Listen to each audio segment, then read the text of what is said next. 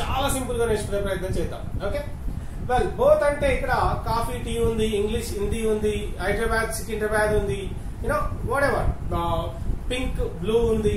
So రెండింటి గురించి మాట్లాడేటప్పుడు, ఇద్దరు వ్యక్తుల గురించి చెప్పేటప్పుడు మనము బోత్ ఉపయోగిస్తాం.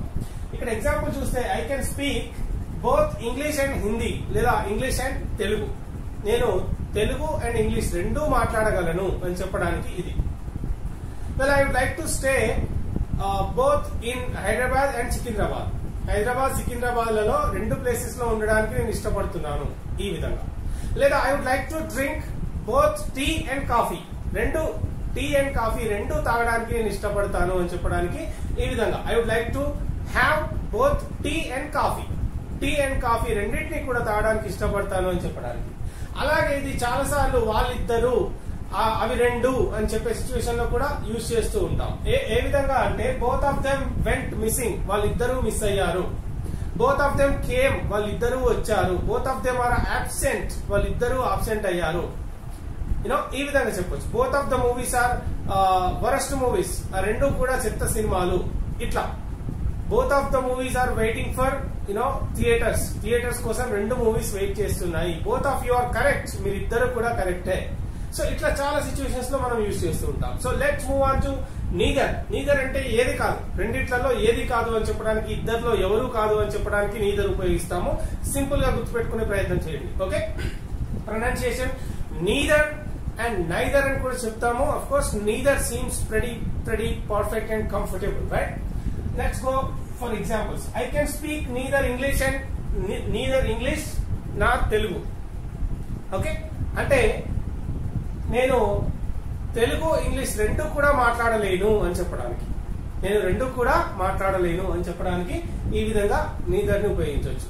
లేదా I would like to have neither tea nor coffee, అంటే కాఫీ టీలలో నేను రెండూ తాగను అని చెప్పడానికి, రెండూ తాగడం నాకు ఇష్టం లేదు అని చెప్పడానికి ఈ విధంగా నీదర్ ఉపయోగించడం జరుగుతుంది. అప్పుడు ఏంటి, I would like to have neither tea nor coffee, అంటే కాఫీ టీ రెండూ కూడా నేను తాగడానికి ఇష్టపడను, నాకు రెండూ కూడా నచ్చవు అని చెప్పడానికి ఈ విధంగా మనం యూజ్ చేయొచ్చు. Okay, well neither of them came అంటే వాళ్ళిద్దరూ రాలే.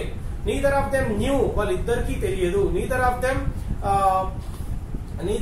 ఆర్ ప్రెసెంట్, వాళ్ళిద్దరూ కూడా ప్రెసెంట్ కాలేదు. Neither of them can speak English, వాళ్ళిద్దరికీ ఇంగ్లీష్ రాదు.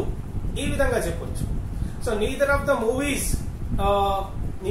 మూవీస్ ఆర్ గుడ్, ఆ రెండు సినిమాలు కూడా బాగాలేవు అని చెప్పడానికి. Neither of the classes are interesting, ఆ రెండు క్లాసెస్ కూడా ఇంట్రెస్టింగ్ గా లేవు అని చెప్పడానికి.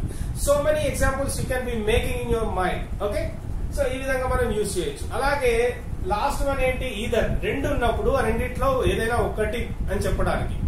ఇప్పుడు ఇంగ్లీష్ అండ్ మ్యాథ్స్ క్లాస్ ఉంది, ఆ రెండిట్లలో ఏదో ఒకటి అని చెప్పడానికి. ఇంగ్లీష్ అండ్ హిందీ ఉంది, ఆ రెండిట్లలో ఏదో ఒకటి మాత్రమే అని చెప్పడానికి. హైదరాబాద్ సికింద్రాబాద్ లలో ఏదో ఒకటి మాత్రమే అని చెప్పడానికి. సో ఈ విధంగా మనం ఈదర్ అనేది ఉపయోగించడం జరుగుతుంది.